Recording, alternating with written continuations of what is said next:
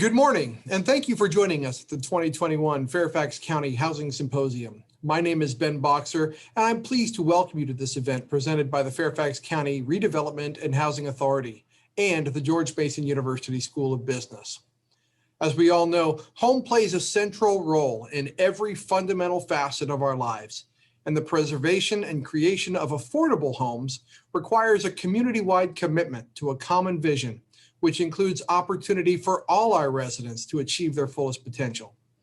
Today's event is representative of such collaboration, as we are pleased to be joined by elected and government officials, as well as distinguished leaders in the business, health, housing, education, and economic development industries. We are very excited for what will certainly be a value-packed day of forward-thinking and solutions-focused discussion. Before we get underway, we would like to extend our sincere thanks to our sponsors and partners at today's event, the Northern Virginia Association of Realtors and Virginia Housing. We are very appreciative to both of these organizations for their continued support in our efforts with respect to increasing the county's portfolio of affordable homes. During this session, we welcome questions from our attending audience. If you have any questions related to the discussion, or if you are having any technical issues with Zoom, submit them by using the Q&A icon on your screen. We will be answering attendee questions at the end of the session, and we'll try to address as many questions as we can in the time allotted. Without any further ado, I'm happy to introduce our first speakers of the morning. We will be pleased to hear first from Dr. Maury Peiperl, Dean of the George Mason University School of Business. In addition to his position at the university, Dr. Piperl serves as a member of the Northern Virginia Chamber of Commerce, Leadership Greater Washington, the Economic Club of Washington, D.C., and is a fellow at the Academy of Social Sciences in the United Kingdom. Dr. Piperl is a renowned authority on change, talent, and leadership, particularly leadership that crosses markets and borders. Following Dr. Piperl's remarks, we will hear from Melissa Mckenna, Chair of the Fairfax County Redevelopment and Housing Authority. Mckenna has a distinguished history of leadership and public service, having served on the Herndon Town Council, Herndon Planning Commission, and the Drainsville District Area Plans Review Task Force. Chair Mckenna has also served as co-chair of the Affordable Housing Resources Panel and was an integral part of the group's effort to provide recommendations and strategies to the Board of Supervisors for achieving the county's housing goals. Following her opening remarks, Melissa will lead us through the rest of the session. Dr. Piperl, Chair Mckenna, welcome. Thank you so much, Ben, and welcome everyone. Thank you for joining us this morning. This is 1 year, I think to the day, because I believe it was the second Wednesday in March, since our first Fair Housing Symposium. And I will tell you, it's been quite a year, and that was the last event that we had before we pivoted the whole university online. But it was quite an event.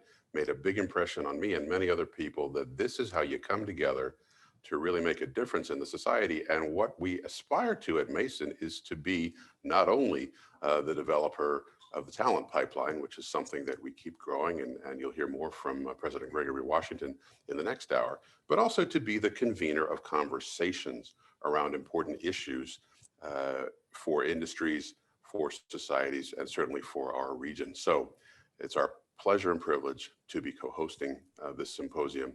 And our Center for Real Estate Entrepreneurship, and you'll be hearing from Eric Marabojak later on, has been the most active part of our school in pulling together the industry and the government and local neighborhood side of housing. I want to thank Melissa Mckenna, whom you'll hear from in a moment, Chair of the Fairfax County Redevelopment and Housing Authority, Tom Fleetwood, Director of the Fairfax County Department of Housing and Community Development, for being our co-hosts for what is now, after a year, we can say, an annual event, and we do plan to continue and grow this very important convening. Thanks as well to the Virginia Housing and to Virginia Housing, to the Northern Virginia Association of Realtors for their sponsorship of our event. And of course, we're particularly pleased to thank and acknowledge for joining us this morning, Congressman Gerry Connelly, who will give remarks shortly, and of course is in the middle of quite a lot of things going on at Capitol Hill. So we're really grateful for your time, Congressman. And Fairfax County Board Chairman Jeff McKay. who was with us last year and really sort of got things moving. And then, of course, we were not able to reconvene until now. But welcome, Chairman McKay. Thank you for being here. And, you know, this is something that we will be focusing on, affordable housing now and for the foreseeable in the region. And we'll each of us be talking about why support for this issue is critical across the map, wherever you are, whatever role you play. I'm also on the board of the Greater Washington Board of Trade, and we also are very much concerned with fair housing. So we're supporting the goal of the Greater Washington area to produce more housing, particularly more affordable housing, to improve the quality of life for more and more of our citizens, and supporting our mission here at Mason of educational efforts for community impact, for making a difference, and for recognizing business as a force for greater good in society. Because one thing that we fundamentally believe in is the stakeholder model that says the role of business is to make a difference in the wider group of people whom it affects. That's fundamental to our belief at the School of Business, fundamental to our identity at George Mason, and I think fundamental to the health and prosperity of a successful society. So thank you all for being here. And it's my great pleasure to turn it over to the chair of the Fairfax County Redevelopment and Housing Authority, our friend, Melissa Mckenna. Thank you, Dr. Piperl. We're so glad to be partnered with you on this. And it is actually the third year of this event. It started out as a housing hackathon, which was near and dear to my heart as someone who works in information technology. And we were so grateful in its second year to join you into a bigger event. And somehow, even in this virtualized world, we're managing to make this an even bigger event. So we look forward to continuing to grow this together and really bring forth this important issue. As we came together to think about planning for this year's symposium, we really thought about how much had changed since that last time that we were all in person together at George Mason. That was absolutely the last thing that I did in a large group in person. And so it definitely stands out in my mind as a memory. But what's so important was how we were able to take this year and think about really what mattered. And I think you'll hear about that a lot today on the lessons that we've learned. And that's really how we framed the conversation for today. And so you'll find that we'll be focusing on really three pillars that really interact with housing. Thinking about family stability and education and how we really rise up our children and how we take care of one another. We'll be thinking about also how important housing is as part of the economy. And I'm really looking forward to that conversation. And it's important for us to realize that that idea of live, work, play that we talk about a lot applies to everyone. And then finally, we'll be looking at health and how important healthy communities are and why housing is such an important part of that and really can play into the outcomes for individuals. As we move through the conversation today, I do encourage you to ask questions and to think and to really take those big ideas that you have while you're listening and think about how we can move them forward. A symposium is great to share ideas, but the most important thing is what do we do with them and how do we move forward? How do we make things better? And so that's our hope as we go through this conversation and as we think about the different conversation that hopefully we can have next year because we've made some strides. I'm going to go ahead and begin introducing our speakers. I am so honored this morning to have opening remarks come from a group of our elected officials that we are so honored to have here today. We will be hearing first from Congressman Gerry Connelly.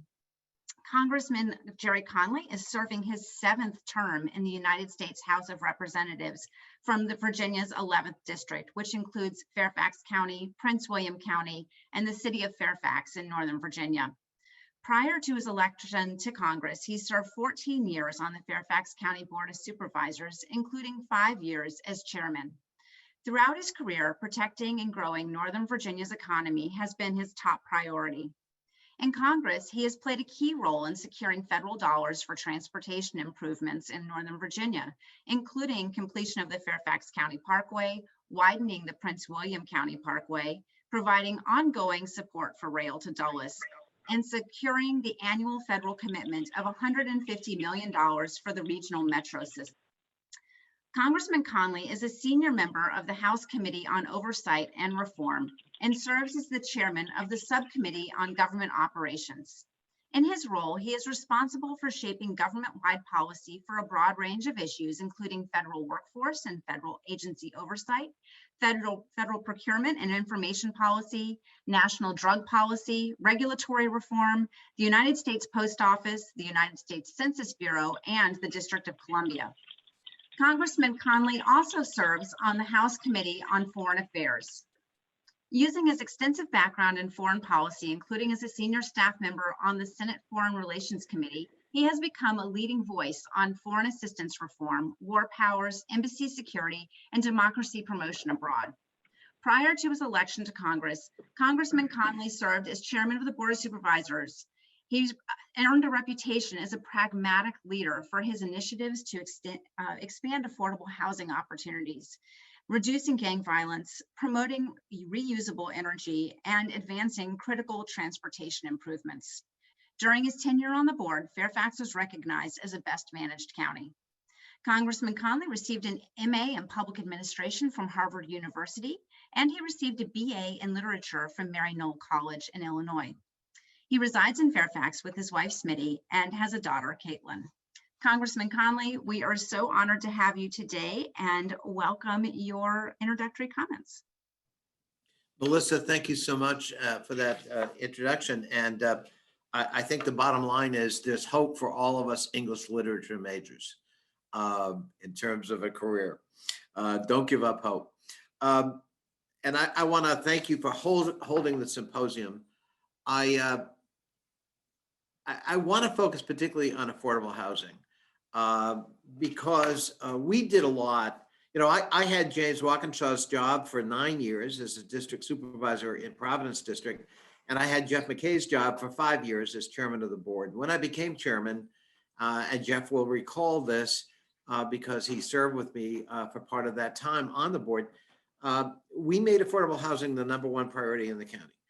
For the first time ever, we dedicated a penny on the tax rate to affordable housing because housing prices had just skyrocketed and we were losing affordable housing. We were hemorrhaging it. A penny on the tax rate in those days was $27 million. And we were able to sustain that investment until the Great Recession hit for almost 5 years.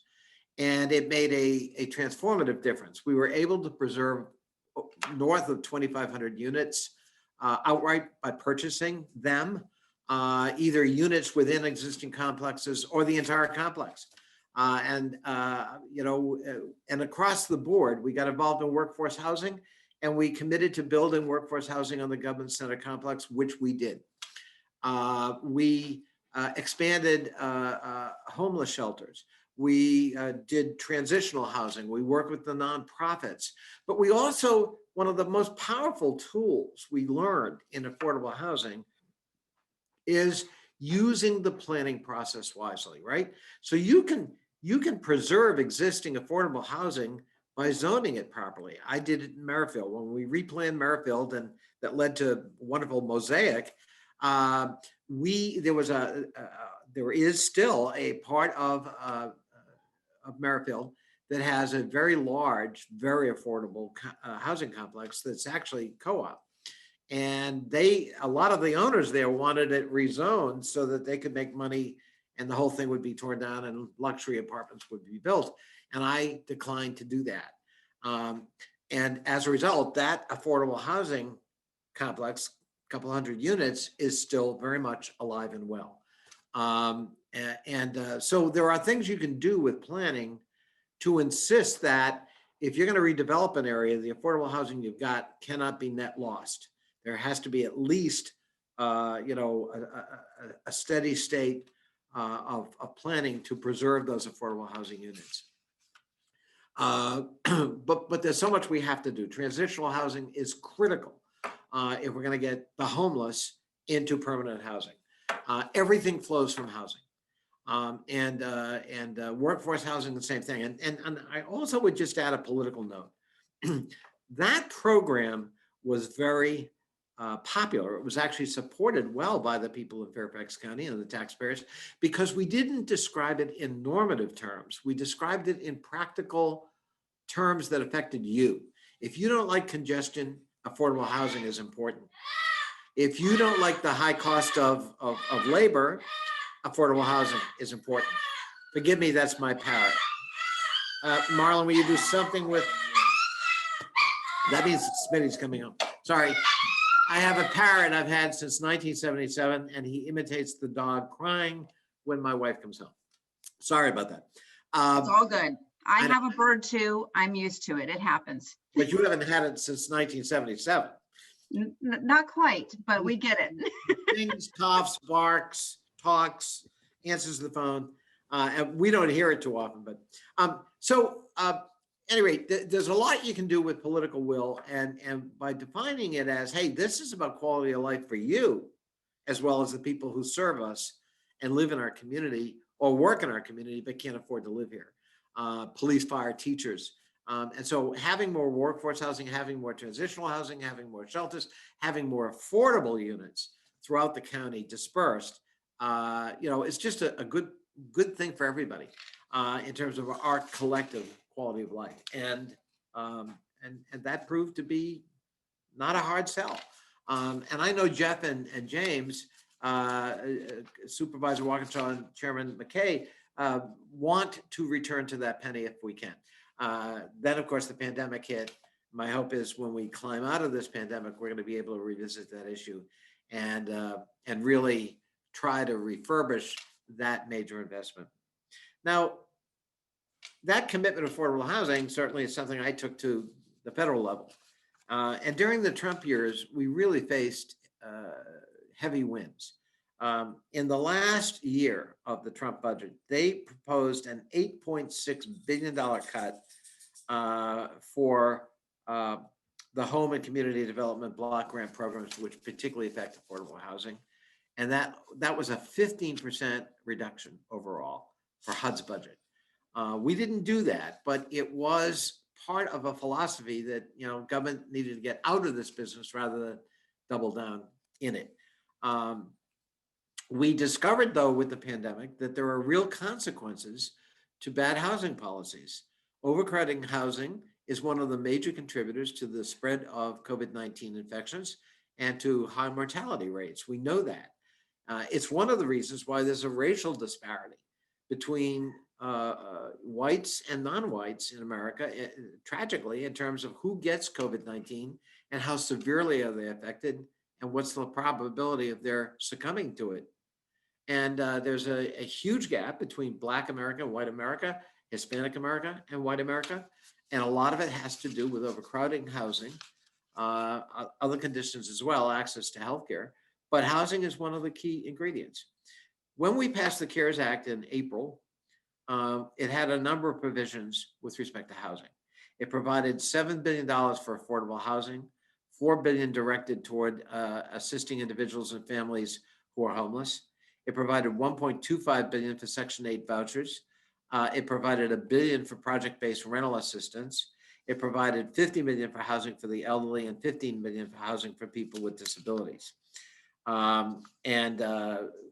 We looked at other legislation in the last Congress as well. The bill I'm going to vote on within several hours includes $25 billion for emergency rental assistance, in addition to the $25 billion we passed in December, total of $50 billion. $19 billion for a Department of Treasury for emergency rental and utility assistance, so utilities aren't cut off.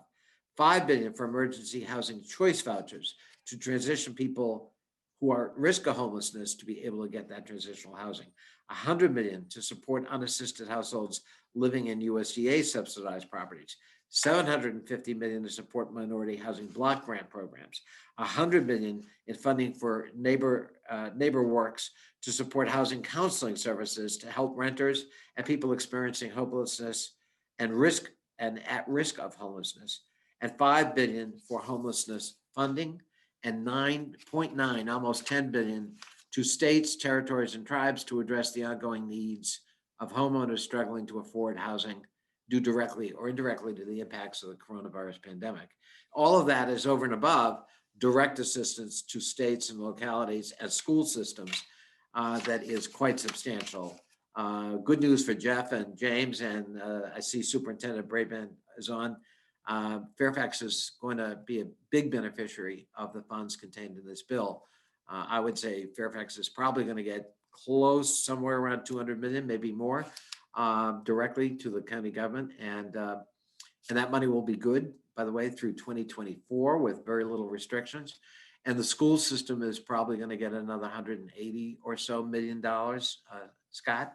And so the funds we're looking at for affordable housing will be on top of that, and a lot of it, I hope, will filter to Fairfax and our other local governments to address these housing needs. So I think help is on the way. Recognition that housing is critical for lots of things, from congestion to health, and that securing a stock of affordable housing is just an essential part of our public policy if we're going to be a successful community. And Fairfax was a little bit of ahead of the game, and we need to get back to that, but we need committed leaders like we have in Jeff McKay and James Waukesha. Thank you so much for having me here today on a historic day where this bill, by the way, is going to cut in half child poverty rate in America because of the child tax credit and other provisions of the bill. It's the biggest anti-poverty bill since Lyndon Johnson was in the White House with Great Society programs. So historic day for America in terms of the investments we're about to make. Congressman Conley, thank you for your time. Thank you for all of your hard work that you are doing during this transitional period for our country. And thank you for everything that you set up for us as the Housing Authority and the good works that we are all trying to continue. I noticed your mug earlier said seize the mission. And that is something that you clearly have done for our county and you continue to do on a broader level. So we thank you for your comments and all of your hard work and commitment. Melissa, I should just say thank you for mentioning that. I deliberately picked this mug. This was a mug actually produced by the Housing Authority as part of our Affordable Housing Initiative when I was chairman, because I kept on going, giving speeches saying, be seized with the mission. You know, we got to be excited about this. We have an opportunity. We have a window. Let's not lose it. And they came out with this mug, Seize the Mission. And I'm very proud to use it today with warmed over coffee. Well, good luck. Get some more coffee. And thank you again, sir. Our next speaker this morning that we are so honored to have is Chairman Jeffrey McKay. Chairman McKay is a lifelong Fairfax County resident, born and raised on the historic Route 1 corridor in Lee District. From kindergarten to 8th grade, he attended two of our world-class public schools, Woodlawn Elementary School and Walt Whitman Middle School, before graduating from Bishop Ireton High School. Chairman McKay earned a BS in Public Administration from James Madison University and is a graduate of the Sorensen Institute of Political Leadership at the University of Virginia. In Fairfax County, Chairman McKay first served as then Supervisor Dana Kaufman's Chief of Staff for more than a decade before running and winning the election as a Lee District Supervisor in November 2007. As Chairman McKay has been a champion for equity, education, affordable housing, transportation, revitalization, and the environment in Fairfax County. He has chaired the board's transportation, revitalization, budget, and legislative committees. As budget and legislative chairman, he has fostered collaborative relationships with our federal and state elected officials, as well as our school board. Chairman McKay is also a regional leader, twice serving as the chairman of the Northern Virginia Transportation Commission.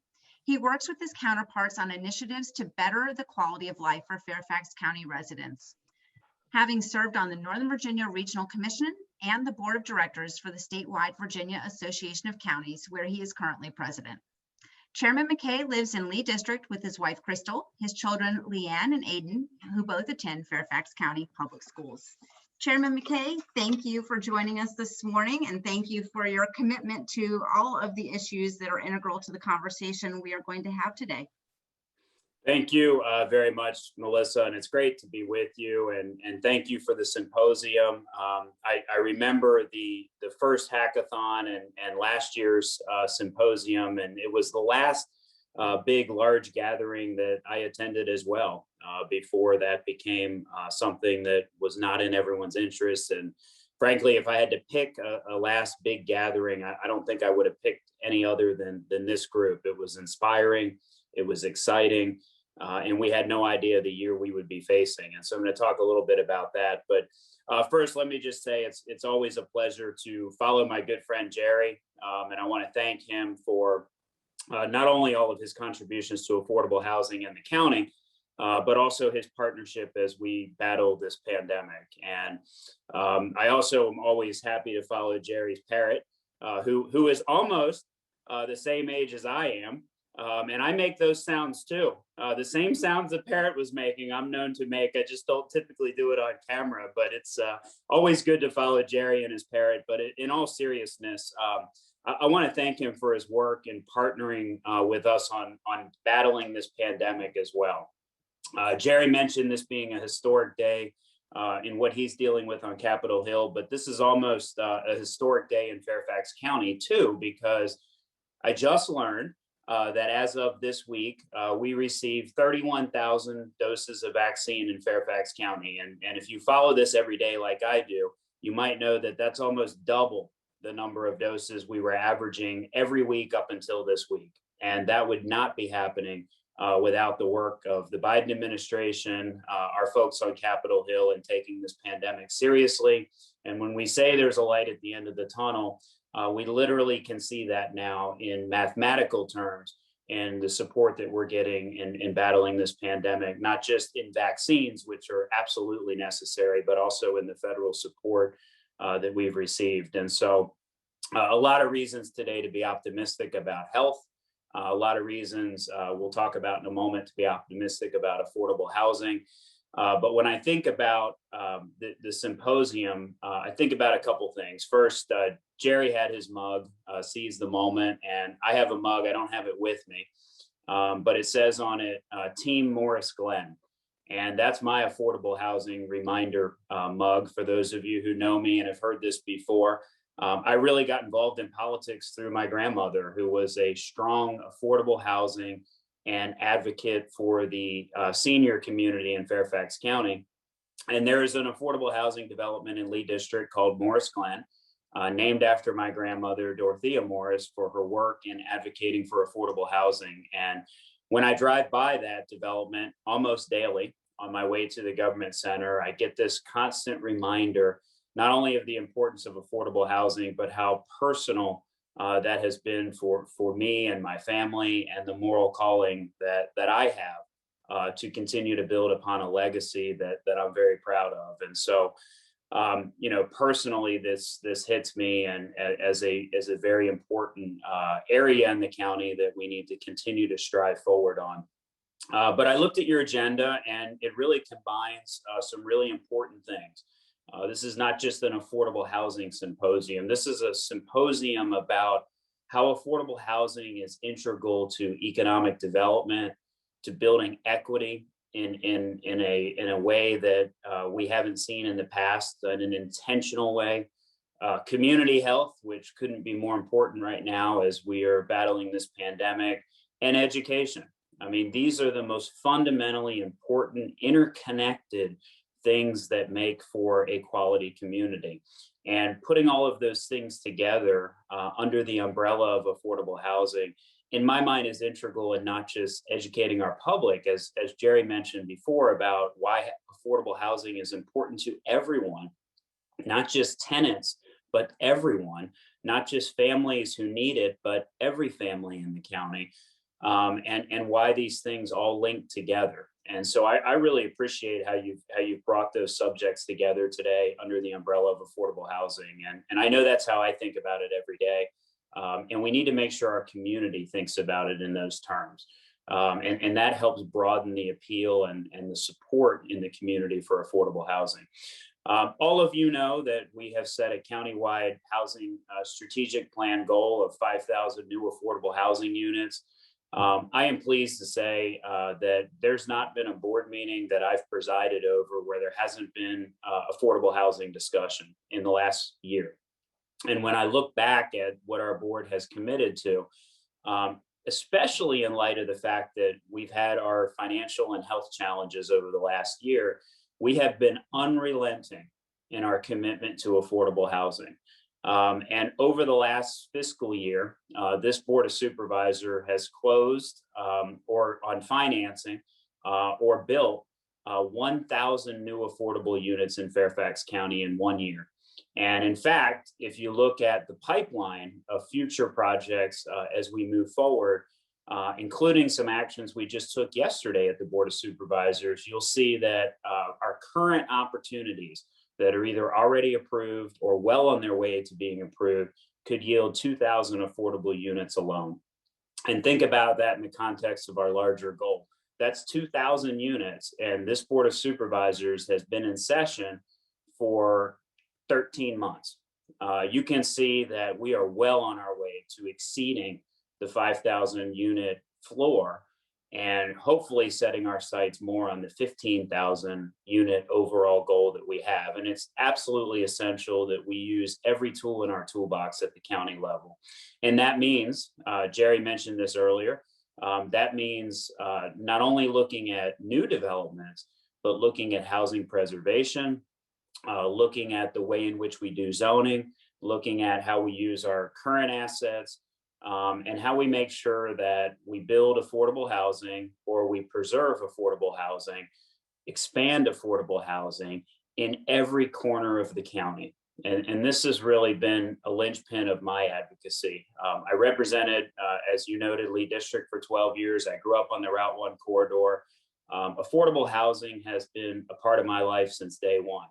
But I realized that in some parts of the county, that's not the case. And that's not acceptable. If we are to be one Fairfax and we are to be focused on equity, we need to make sure that equity extends to housing opportunities for people in all corners of the county. It's in our economic interest to do that. It's in our environmental interest to do that. It's in our health interest to do that. And we have to be intentional about that, which is why our One Fairfax policy and how it relates to affordable housing becomes so important. As we talk about this pandemic that we're in, I think all of us have noticed that we have new heroes in our community. We thought about affordable housing. There were always phrases that many of us would use about affordable housing for our teachers and first responders and folks that work for the county. And obviously, those are all heroes every day that we have. And I think they've shined in a way this year that we've never seen before. But we've also seen these new heroes emerge, folks that really are integral to the day-to-day operations of Fairfax County and its residents. And these are the people that drive our transit buses, work in our grocery stores, work in frontline health department positions, vaccinating our folks, delivery truck drivers, the people who have really been seen in a different way as a result of this pandemic than they have ever seen before. These new heroes. And these new heroes also struggle to be able to afford to live in Fairfax County. And we owe it to ourselves now more than ever to focus how important they are to our society, how important they are to our community, how important it is for them to be able to live in a place where they work that is affordable. And so these new heroes, I hope, inspire us all to continue to advocate for affordable housing. And when I look at where we've been through this last year, I mentioned some of the successes we've had with new affordable units coming online, but I would be remiss if I did not talk a little bit about some of the emergency services that we've put in place. The challenge of this pandemic is that our affordable housing issues were there before. We all know that. And the pandemic and its economic impact on people, frankly, could cause us to see an explosion of demand and need for affordable housing if we don't put in the effort and the energy to help people through this challenging economic time. The numbers of folks who would need affordable housing would almost seem insurmountable. And so what we do to keep people in their housing, especially during a pandemic, is so vitally important. And we've been able to move the needle on both of these subjects, keeping people in affordable housing, creating new affordable housing opportunities. This board put $20 million of its CARES Act money immediately in the hands of our nonprofits to help people with rent, with utilities, who were struggling economically. $7 million, we were lucky to get CDBG financing to support rental assistance.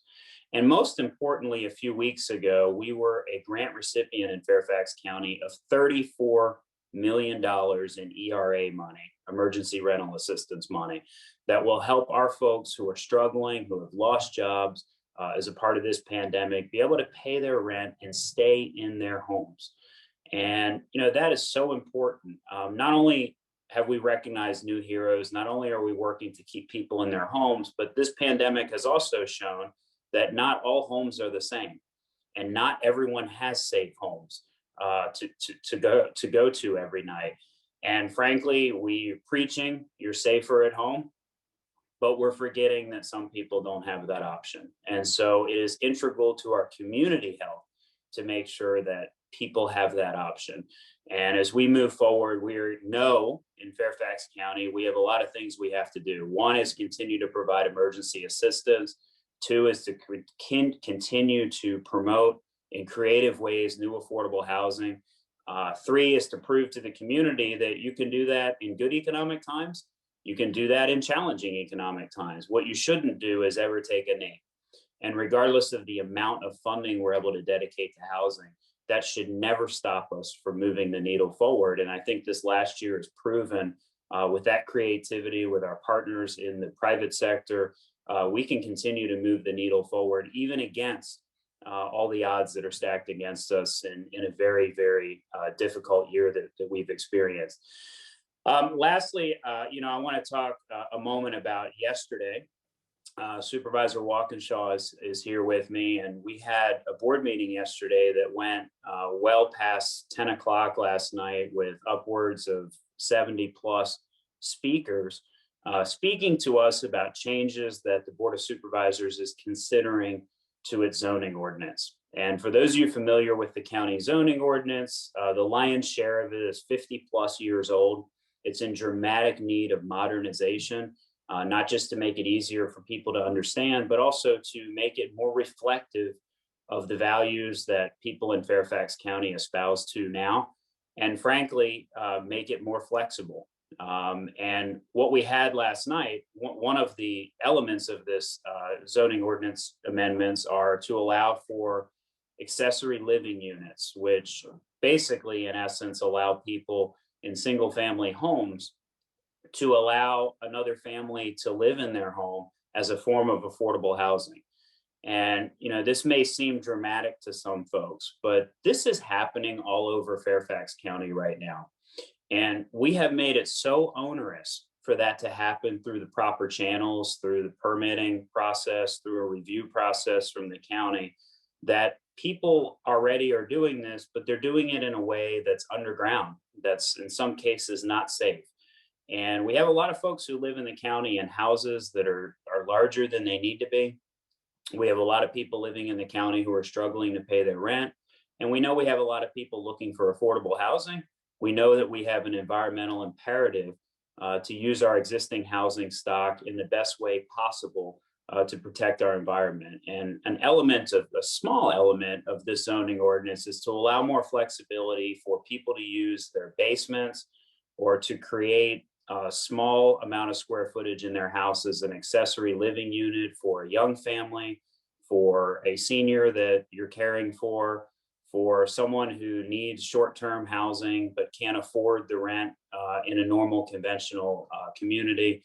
And frankly, that flexibility of what people do inside their own home, I think is way overdue. Sadly, we had a public hearing last night where we had dozens and dozens and dozens of homeowner association representatives show up to protect the status quo, to invoke fear in people that all of a sudden our residential neighborhoods were all going to become urban, using a code word, apartment complexes.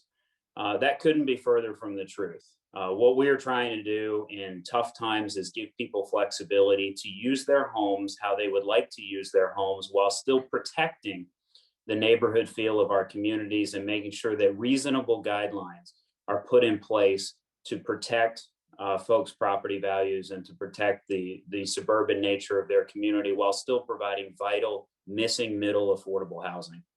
And so we have a challenge on our hands as a board, getting through reforming our zoning ordinance. But these are the kind of things that really can set us forward in a long-term trajectory for meeting affordable housing needs in every place we can think of. New builds, existing housing, partnerships with our nonprofit community, creative financing environments, using Fairfax County land to promote additional affordable housing.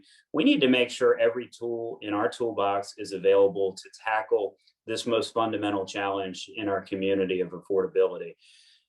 Also, yesterday at our board meeting, we approved a transfer of property from the Fairfax County Board of Supervisors for the Redevelopment Housing Authority to redevelop the Franconia Government Center, which was home to my office for 24 years in the county, transform that into affordable housing, using a county asset, using county land as leverage to create yet additional affordable housing units. And so yesterday was a big day for affordable housing in the county, not unlike every board meeting that I've presided over the last year. And I want to share that importance to this board with you of affordable housing and meeting the need every place that we possibly can.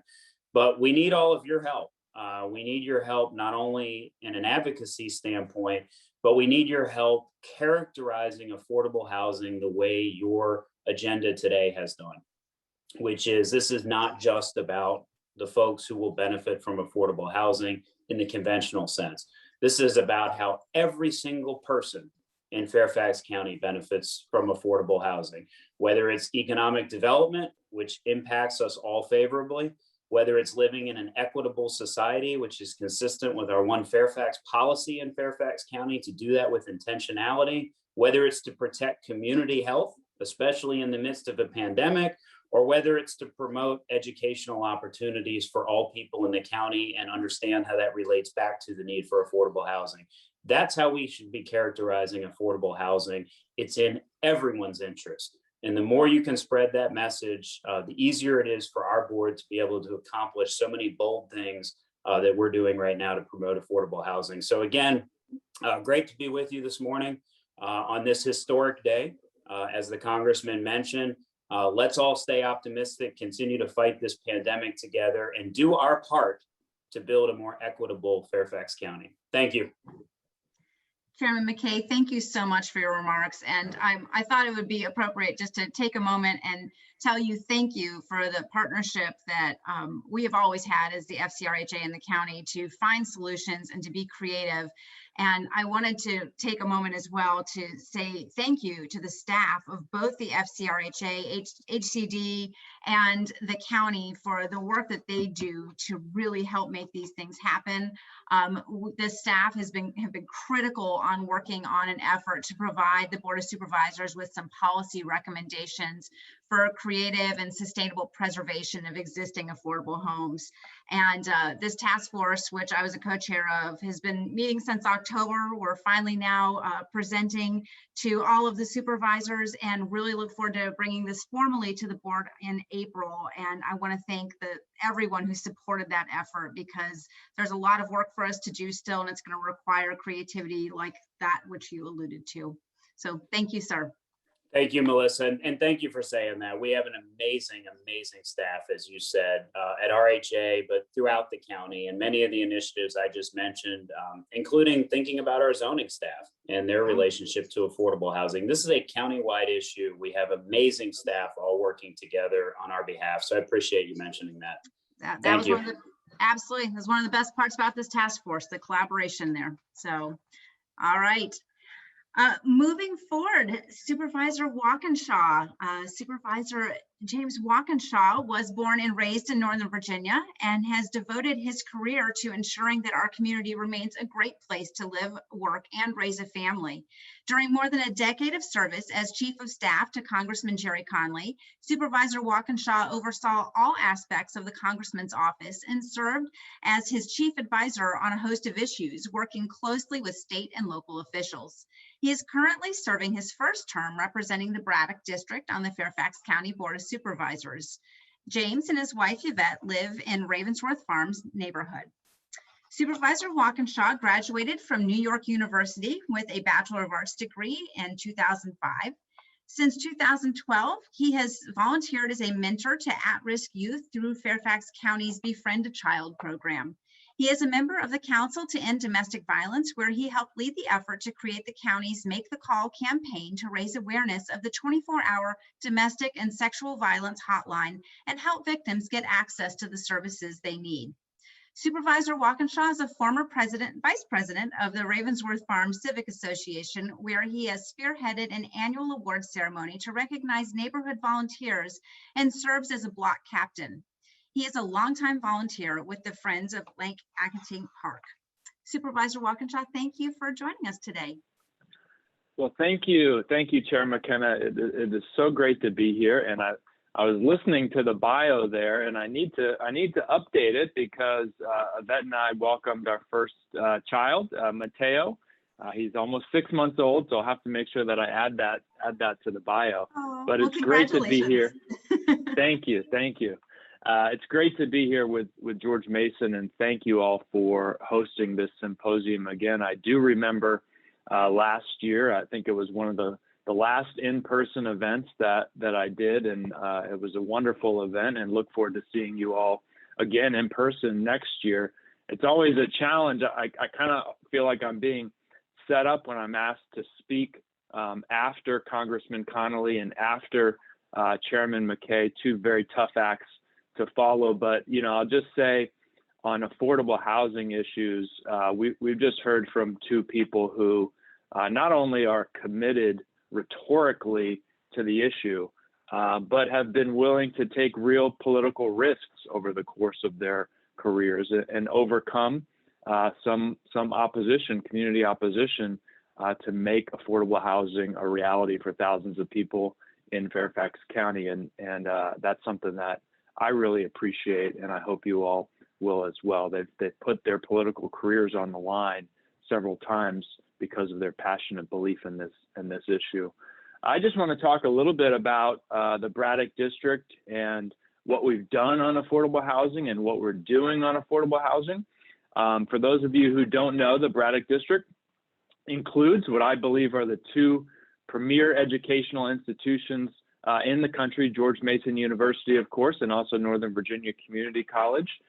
It runs along Braddock Road from just inside the Beltway in Annandale, all along Braddock Road out to the main Fairfax County Government Center, including Burke Center, and parts of Springfield. And in terms of affordable housing, a number that sticks with me and I always keep forefront in my mind is that in the Braddock District, you need to earn $64,000 a year to afford the average one-bedroom market rate apartment. And we know that there are thousands of people, thousands of families that earn less than $64,000 a year.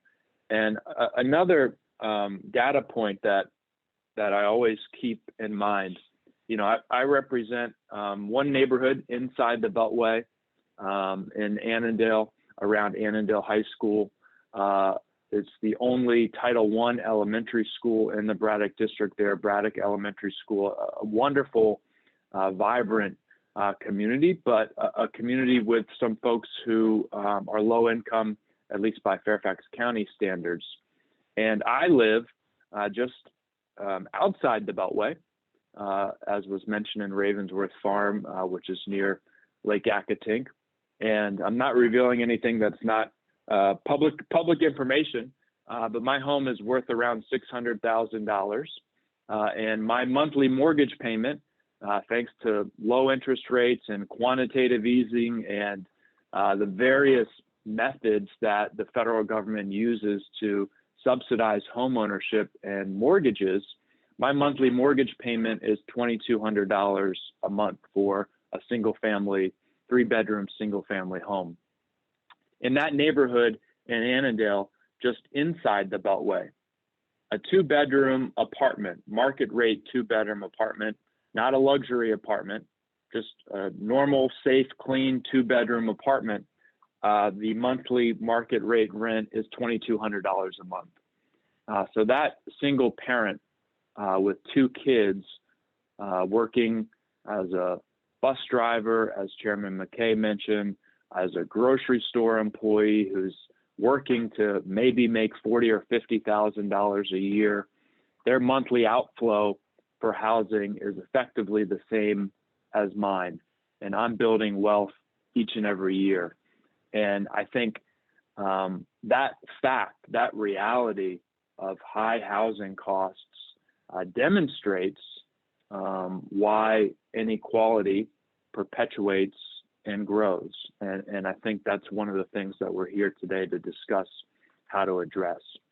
The Braddock District epitomizes the post-war suburban ideal. It is predominantly leafy suburban neighborhoods, beautiful neighborhoods, for the most part, single family homes, not the type of place where you would expect to see leadership and some real innovative things happening in terms of affordable housing. But if you dig a little bit deeper into the Braddock District, we actually have an incredibly rich history of providing diverse housing options, and we're building on that history really aggressively right now. And Reston, which I'm sure you all have heard of, is Fairfax's most famous planned residential community. And planned residential communities, or PRCs, have a special status in our zoning ordinance and serve a special purpose. And the purpose of PRCs was to allow greater flexibility in development by removing a lot of the restrictions of conventional zoning, including allowing for a mix of housing types and a mix of affordability levels. And Reston is famous for that, correctly. But very few people at this meeting, maybe only Chairman McKay and a couple others, know that 2 of Fairfax County's 3 PRCs are actually in the Braddock District, Burke Center and Cardinal Forest. And in both of those communities, you'll find density levels that are higher than typical in suburbs. You'll find housing types, a mix of housing types in the same neighborhoods, and you'll find inclusionary zoning. We were doing inclusionary zoning in the Braddock District long before it was cool, with the affordable options mixed in with market rate options. So whenever I hear people who are skeptical of the idea that a neighborhood with single family homes on one side of the street and duplexes or quadplexes or townhomes or even low-rise apartments on the other side of the street can work, I know that they haven't actually visited the Braddock District, because not only do those neighborhoods work, but they're some of our most popular and vibrant neighborhoods. People love them and are desperate to move into them. And in terms of density, one thing I will note is, in Reston, our colleague Supervisor Alcorn is leading a conversation about the density levels that should be allowed moving forward in Reston. The density caps in Burke Center and Cardinal Forest are only slightly lower than those in Reston. And there's no metro that serves Burke Center or Cardinal Forest. So we can make it work with smart planning and by involving the community. I want to just talk a little bit.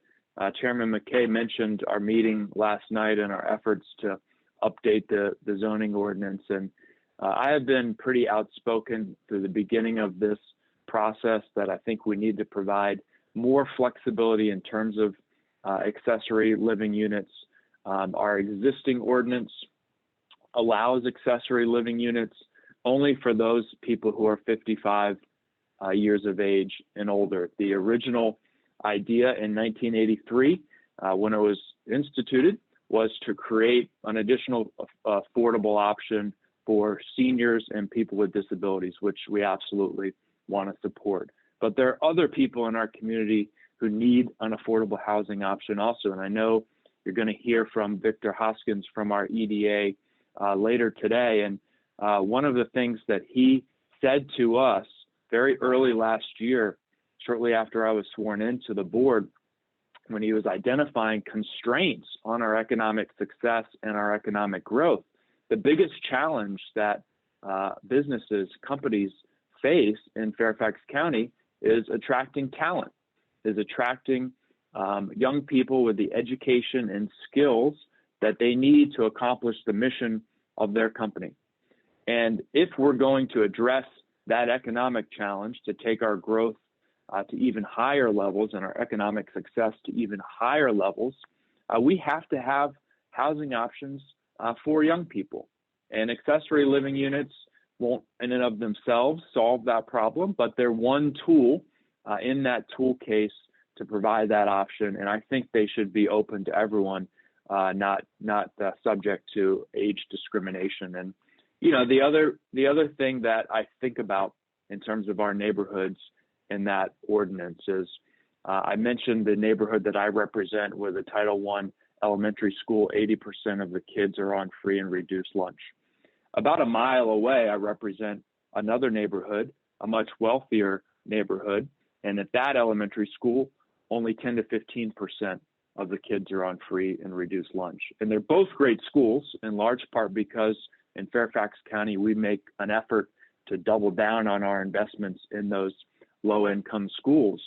But that wealthier neighborhood is walled off to any family that earns less than $150,000 or $200,000 a year, especially with the recent run-up in the real estate market. Homes are selling for $800,000 and $900,000. So the price of entry for that neighborhood is $150,000 to $200,000 a year annual income.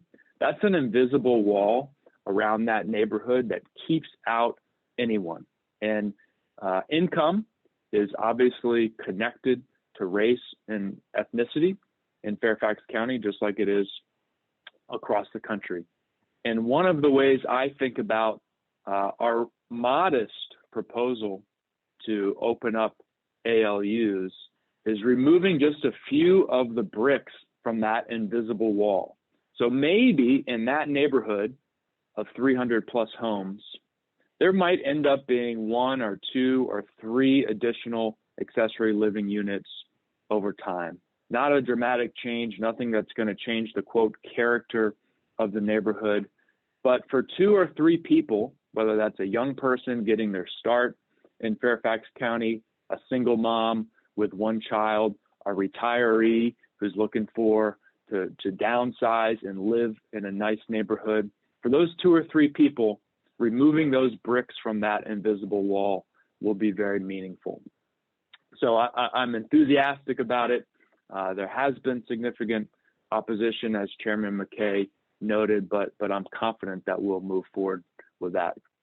I'm also very proud in the Braddock District that we're leading the way in developing new affordable housing units. And Chairman McKay mentioned our goal to create 5,000, a minimum of 5,000 new affordable units in the county. And there are 9 districts. The Braddock District is one of them. And I averaged out that goal, and each district needs to create 555 new units to help us meet that goal. And I'm very excited to point out that in the Braddock District, we have, as of today, 630 units in the pipeline. So we're exceeding the goal, and we're not going to stop there. At Little River Glen, we're renovating 90 units and building 60 new units. At one university near George Mason, we have 240 affordable units in the pipeline. At the Training Center, Northern Virginia Training Center property, in partnership with Erickson, we have 80 affordable senior units. And what I'm most excited about, Chairman McKay had the government center, Maine Government Center, in his background. We're planning 250 affordable units there. We're trading parking spaces, which we have far too many of in Fairfax County, for affordable housing, which we have far too few of in Fairfax County. I'm very excited about that problem. I look at affordable housing crisis as a shortage. We have a shortage of housing. Supply is not meeting demand, and this project is a great example to move the needle in the right direction. It will be a model for our commitment to affordable housing in the county and a model for sustainability, meeting the highest environmental standards. So thank you all so much for having me here. It's been an honor to be with you. Chair Mckenna, thank you for your work and the Housing Authority's work. I hope you'll have a wonderful symposium. Thank you, Supervisor Waukesha. We appreciate your support and your true understanding and passion of this issue, and I look forward to working with you in the years ahead. That brings us to our first session of today's symposium. We will be first addressing affordable housing as the cornerstone to strong economies, healthy communities, and thriving schools. And I am very fortunate to be joined by some great panelists I will introduce momentarily.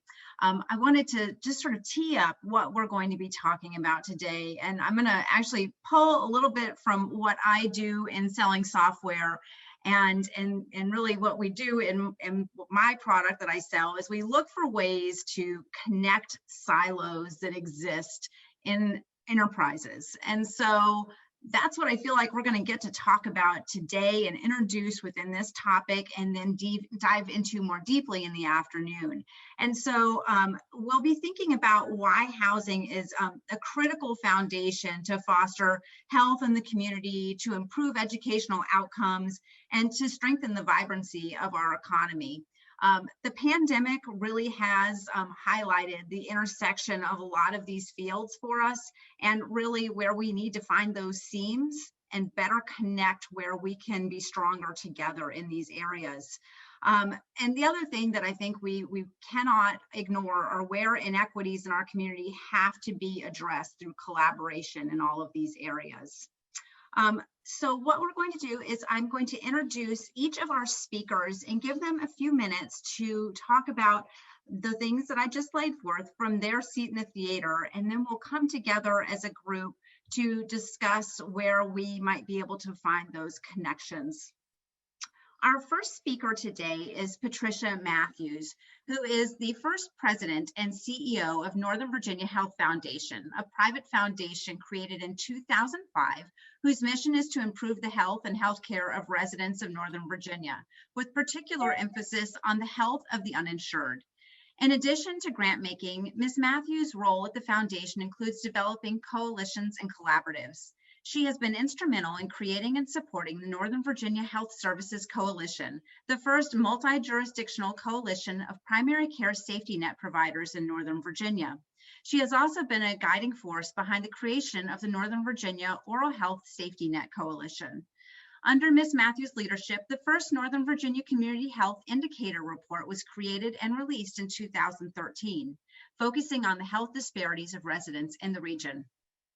Prior to joining the foundation, Ms. Matthews served for more than 7 years as the Executive Director, Community Relations at Kaiser Permanente for the Mid-Atlantic states, where she annually managed more than $12 million in charitable assets and oversaw programs that provided charitable health care to more than 5,000 uninsured adults and children, and helped to develop strategic framework for addressing the issues of healthy eating and active living in the region. During her career, Ms. Matthews has held a variety of senior level positions, including Vice President for Programs, National AIDS Fund, President, National Bank of Washington Foundation, and an editorial writer for the Washington Post. Active in the community for many years, Ms. Matthews currently serves as a member of the Board of Grantmakers in Health, a member of the Healthy Communities Working Group of Washington Regional Association of Grantmakers, and a member of the Women's Advisory Group of the Girl Scout Council of the nation's capital. Mrs. Matthews has also served as the board of directors of the Council on Foundations and is past chair of Washington Regional Association of Grantmakers. Ms. Matthews is a graduate of Leadership Greater Washington. Ms. Matthews received a BA from George Washington University and completed 2 years of the master's program in urban planning at Howard University.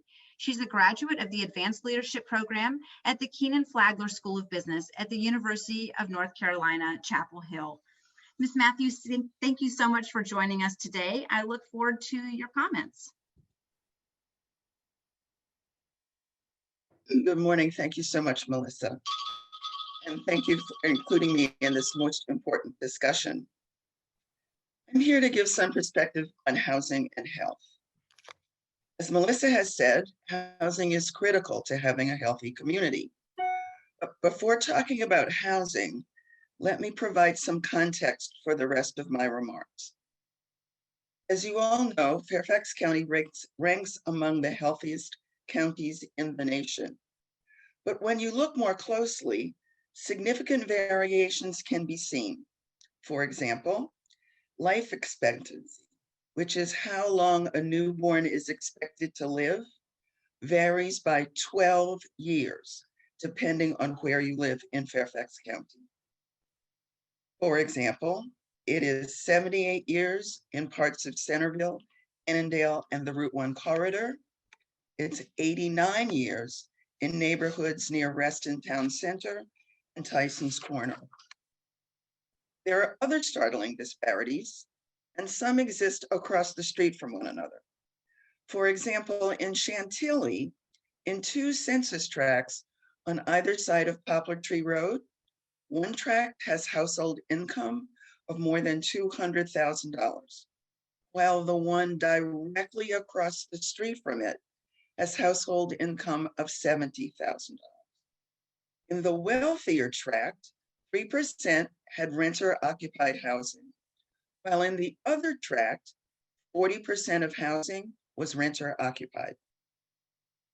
Many of you know the Northern Virginia Health Foundation has commissioned Virginia Commonwealth University Center on Society and Health to analyze health and other inequities in Northern Virginia on a census tract level. That granular analysis is essential to understanding the inequities in our region. Zip codes are often large and mask the disparities within them. Census tracts allow us to see and understand challenges at the community level. When talking about health and housing, I want to be quite clear. I am not just talking about clinical care. Many of you probably know 80% of what makes you healthy is not related to whether you have a primary care physician, whether you have health insurance, or whether you even have great genes. All of those are important factors, but they are only 20% of what makes you healthy. The 80% are what some call the social determinants of health. I call them the social determinants of life. Those factors include housing, education, level of income, race and ethnicity, and transportation. That is why when I think about health and housing, I think about healthy communities.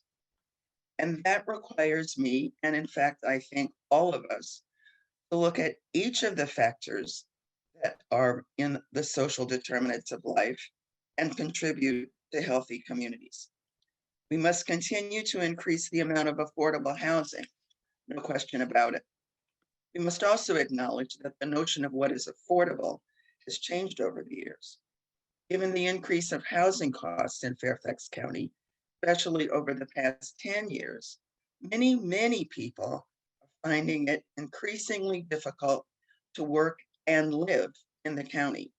You all know that.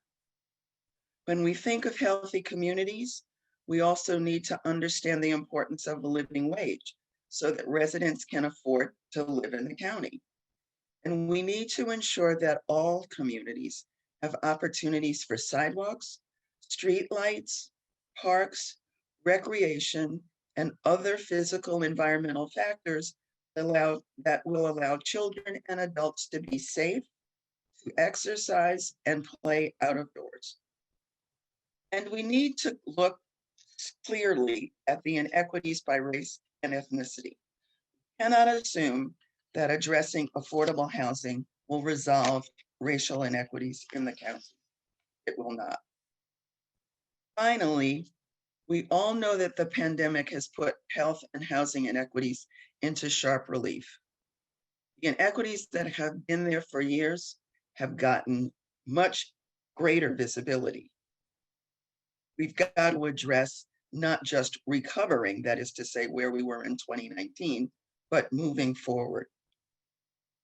As we are responding to the pandemic and thinking about our future, we need to continue to keep healthy communities in the forefront of our thinking.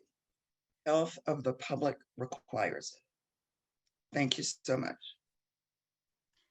Thank you so much, Ms. Matthews. I really appreciate your comments and look forward to following up on them. Our second member of our panel today is Victor Hoskins. Victor joined Fairfax County's Economic Development Authority as president and CEO in 2019. Previously, he was the director of Arlington Economic Development since 2015. In that role, he's most known for leading the team that successfully attracted HQ2 for Amazon in Arlington County, a deal that will bring between 25,000 and 37,850 Amazon jobs to Arlington, stimulate creation of another 75,000 jobs in the Washington region, and generate between $3.2 and $4.8 billion in revenue for the Commonwealth of Virginia. Under Mr. Hoskins' leadership, Arlington County also successfully implemented an innovation strategy that moved it toward technology and private sector commercialization. Other successes in Arlington include Nestle, Grant Thornton, Lidl, MasterCard, Deloitte, PBS, and O-Power Oracle. Previously, Mr. Hoskins worked in private real estate investment on Wall Street.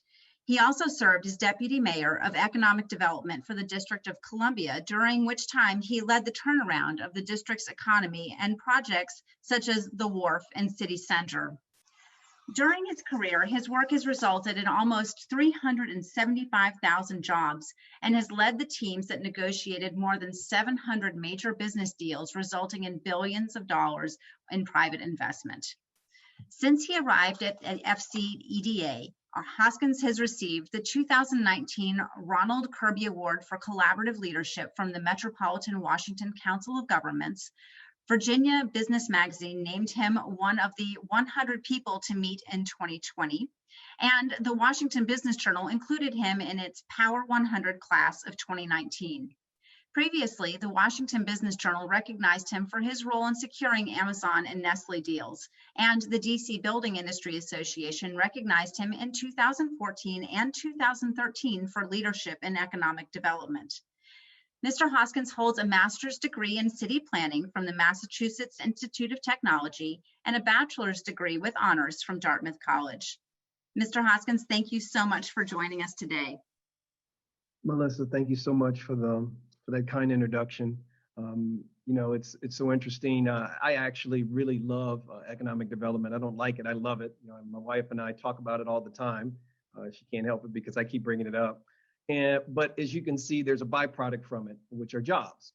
And these jobs create housing demand. And more and more we see in the DC region, not just in Fairfax County, not just in Northern Virginia, actually throughout the entire DMV, we see a need for more affordable housing.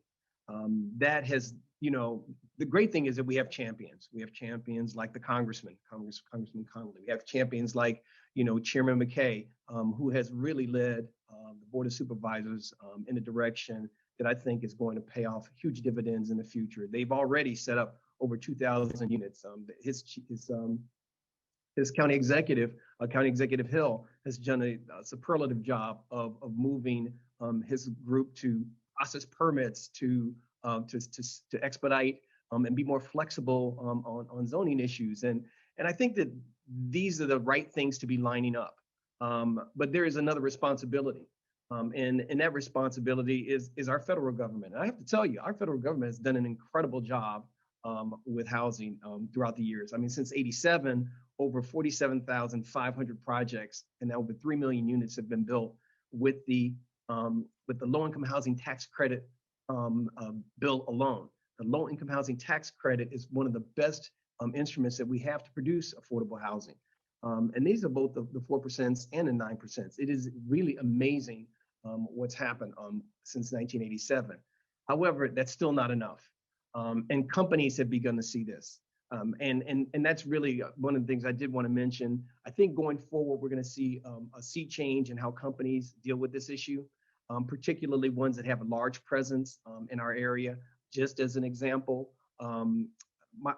Amazon just announced a $2 billion equity fund to really provide affordable housing in the markets that it has a large presence, such as the DMV, Northern Virginia, and Seattle. And many of you may know that Apple committed $2.5 billion in November of 2019 for the same purpose, for affordable and workforce housing. Facebook in October of 2019 committed $1 billion. Google in June of 2019 committed $1 billion. Microsoft committed $750 million between January 2019 and January 2020. And Cisco committed $50 million back in March of 2018. All of this has happened since 2018. And you should ask yourself why. The why is that companies realize they have a greater responsibility. And I think that going forward, you're going to see a greater participation and a greater facilitation of how these institutions work together. I was recently, I work with Tom Fleetwood on occasion. He runs the Housing Authority and Community Development. He has just been doing an incredible job. You've heard about his work, but we're trying to think of new innovative ways. I've been working with him on bringing multifamily housing investors that aren't in this region to this region to produce more product in the affordable category. And I think that looking at these problems differently will make a huge difference. And we're also talking to Fannie Mae and Amazon about how we can utilize their resources to really scale up development of affordable housing in Fairfax County, but not just in Fairfax County, actually throughout the region. And with that, Melissa, I'll turn it back over to you. Thank you, sir. Appreciate your remarks. Moving on, I would like to introduce Dr. Scott Brabrand. Dr. Brabrand was appointed in 2017 as the superintendent of Fairfax County School Board. Dr. Brabrand oversees day-to-day operations in the 10th largest district in the United States that includes 198 schools and centers, 189,000 students, and 24,000 employees. Fairfax County Public Schools has more than 27 million square feet of school building and office space, including 153 Energy Star certified schools, more than any other school system in the country. Before becoming the superintendent of FCPS, Dr. Brabrand spent 5 years as superintendent of Lynchburg City Schools. In Lynchburg, he oversaw increases in the Virginia Standards of Learning pass rates in math and reading and in the graduation rate, particularly for economically disadvantaged students and for Black students. During his tenure, Lynchburg City Schools saw its funding transfer increase for 5 consecutive years after 5 previous years of flat or declining transfers. In 2017, he was named Region 5 Superintendent of the Year by the Virginia Association of School Superintendents. Brabrand began his career in Fairfax County Public Schools as a social studies teacher at Herndon High School, a career changer who was inspired by doing volunteer work in the schools. During his time at Herndon, he founded the Model United Nations Club, mentored new teachers, and proposed a new teacher education initiative and redesigned the county's U.S. and Virginia government program of studies to align with new state and national standards. He also served as an assistant principal at Herndon High and an associate principal at Lake Braddock Secondary School before being named principal of Fairfax High School in 2005.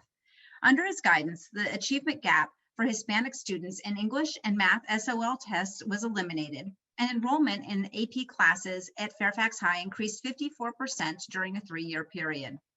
In collaboration with the City of Fairfax School Board and Superintendent, Brabrand worked to increase the staff development budget by $80,000 to support new instructional programs and teacher and staff development and mentoring.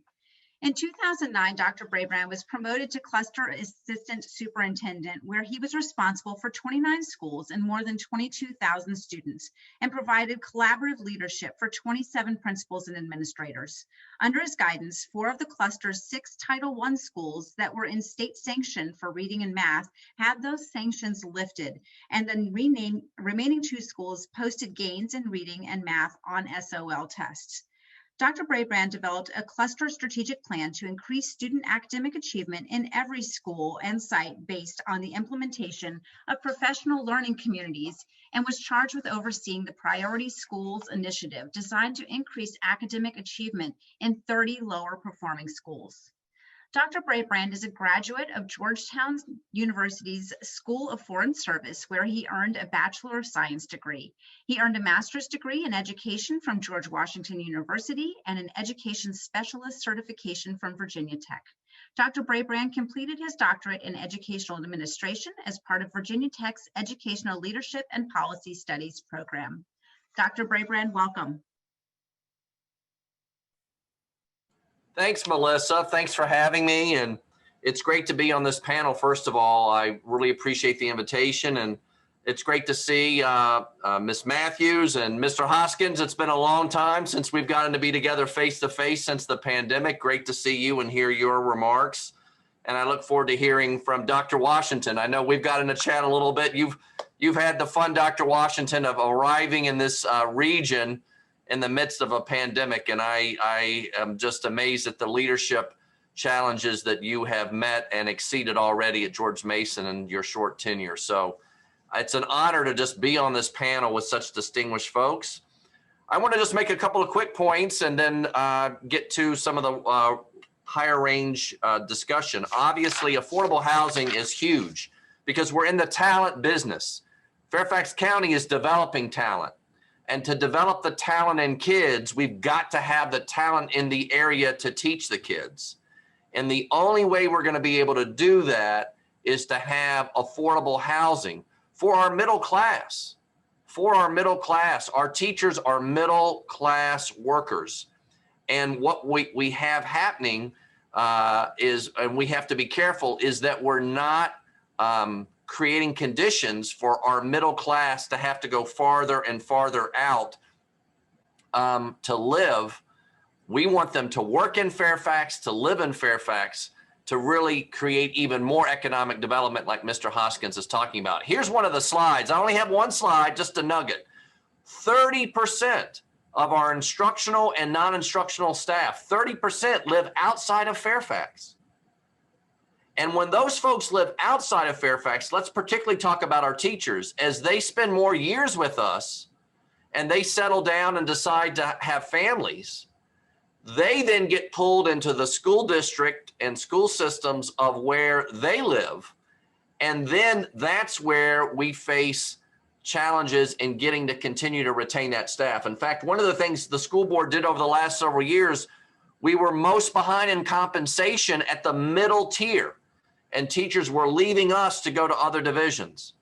We've got to continue to provide not just compensation, which I know remains a priority of our Board of Supervisors and our school board, but we also have to make sure the cost of living is reasonable here in Fairfax, and we need affordable housing. One of the things that wasn't able to get done for this symposium, but we're working on and look forward to sharing a little bit more, just as I was asked to bring on this panel, is doing an overlay of our really our school regional districts and school boundaries and where affordable housing is. If we want quality teachers in every one of our schools, we've got to make sure we have affordable housing for them. And maybe some of you are going, wow, affordable housing really for teachers? We're talking about teachers coming in at starting salaries of $50,000 a year. That might sound high, but in this county, that $50,000 does not go a long way. Housing costs are a substantial cost of what people's salary is going to. So we've really got to look. Obviously, we have folks who are struggling on the poverty line, and we have to have affordable housing for them. We also have to have strong workforce housing for our middle class, including our teachers. And Fairfax County Public Schools wants to be, and will continue to be a partner with the county and with the region and with our economic development leaders and higher ed. We've got to bring talent in this region to teach our talent. And those folks have to have affordable communities to live in. So we want to continue to support that. And we know this issue of housing, something Ms. Matthews said, the inequities, honestly, even in this pandemic, are only growing. Our free and reduced lunch numbers continue to rise. We're at now 31% of students in our system on free and reduced lunch. That's bigger than almost, if all those students were just one school district, that's bigger than DC public schools completely. Fairfax is not just a school system full of wealthy families. We have the full diversity, and it's not just a system full of wealthy workers. Many of our workers are at very, very middle class, and frankly, we've had to work to catch up to really get at a living wage. $15 an hour, which is what has been discussed at the federal level as a new minimum wage. So not all our workers are high paid. They've got to have affordable housing. This is a critical thing, and I'm glad we're pulling people together. One of the things I know Victor has done, convening power to bring people together to solve problems. We have to solve affordable housing. It matters for economic development, but it also matters for education of our children and the workforce that will be able to do it. Glad to be here and look forward to the conversation. Thank you, Dr. Braybrand, and thank you for those enlightening statistics. I'm looking forward to following up on a couple of those. Finally, we are very honored to have Dr. Gregory Washington here. Dr. Washington is, of course, the president of George Mason University, and I'll take a moment to thank him for co-sponsoring this symposium with us once again. Dr. Washington is the former dean of the Henry Samueli School of Engineering at the University of California, Irvine, and the former interim dean of the College of Engineering at Ohio State University. And he's regarded nationally as a strategic and collaborative solutions-oriented leader who is committed to providing opportunities for students of all backgrounds.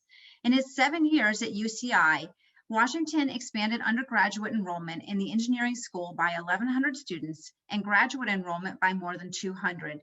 He led a freshman experiential learning initiative that resulted in more than 60% of undergraduate engineering students conducting research.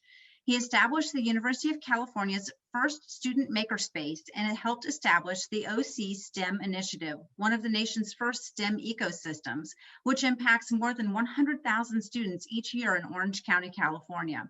He also launched a regional effort to help community college students transfer to four-year institutions. Committed to multidisciplinary scholarship and research, Washington created new graduate and undergraduate programs with the UCI Business and Humanities schools and led the development of the Hariba Institute for Mobility and Connectivity to advance next-generation advanced mobility systems. He played an integral role in the development of the planned interdisciplinary science and engineering building, a facility that will expand UCI's research capacity. Washington recruited and hired one of the most diverse engineering faculty cohorts in the country, with more than 40% of his 60 hires being women or from underrepresented groups. He's raised more than $100 million in public and private philanthropy from the engineering school, including more than $15.5 million in gifts targeted to reach more diverse student populations.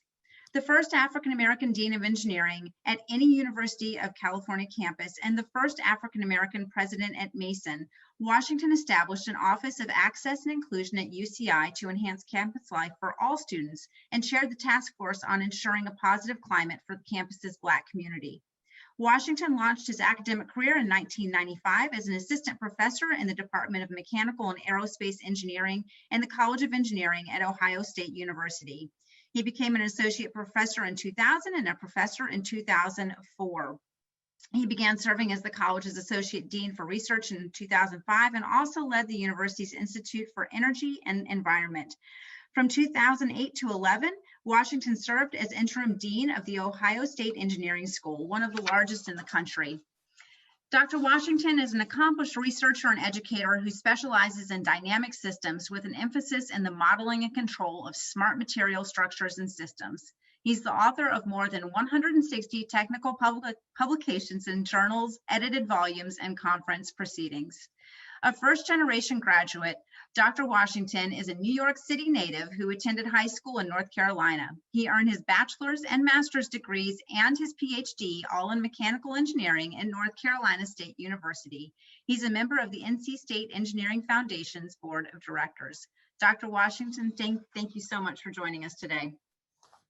Well, thank you for the opportunity to engage and speak and be a part of this panel. So apparently if you co-host, they allow you to speak. So I'm grateful for the opportunity to engage with all of you. I'm really glad to follow Patricia, Victor, and Scott in this regard. Look, let me sum it all up by saying we are all in the talent business. Victor is in the talent business. Scott's in the talent business. Patricia's actually in the talent business too. We are all in the talent business, and it is a tremendously competitive environment right now for talent. And that is the connection to housing. Let me put it in perspective. Victor gave you some numbers of the companies that have been moving here and the needs that they have and the work that he's doing in this space. George Mason University is the largest and most diverse institution in the state of Virginia, by far. Okay, I have more than 6,000 Latinx students, more than 5,500 African-American students, and I have more than 40,000 students now overall. We're one of the largest institutions in this area. People don't realize the scale in which Mason has grown to over the last 5 years. We will have more than 10,500 graduates this year. More than 10,500 graduates this year, and more than half of them, well over 5,000 graduates, will be in sciences, technology, and business. They're STEM and business grads. 70% of them will reside in the DMV, the highest percentage of any institution in this state that actually reside here in Northern Virginia. These are our citizens.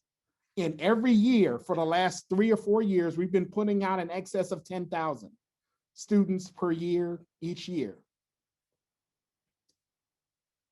Those students have to find jobs here, and they've been extraordinarily successful across the spectrum. While I mentioned that those jobs are, that we do have a lot of science and technology grads, we also produce a lot of education grads as well.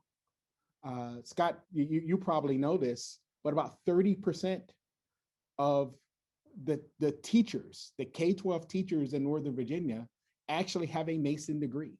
And an even larger percentage of the leaders in that entity have a Mason degree. Look, we are a consequential feeder for this region. In that regard, it is very important for me that we provide low cost and affordable housing for our graduates. But there's a secondary wave that's coming.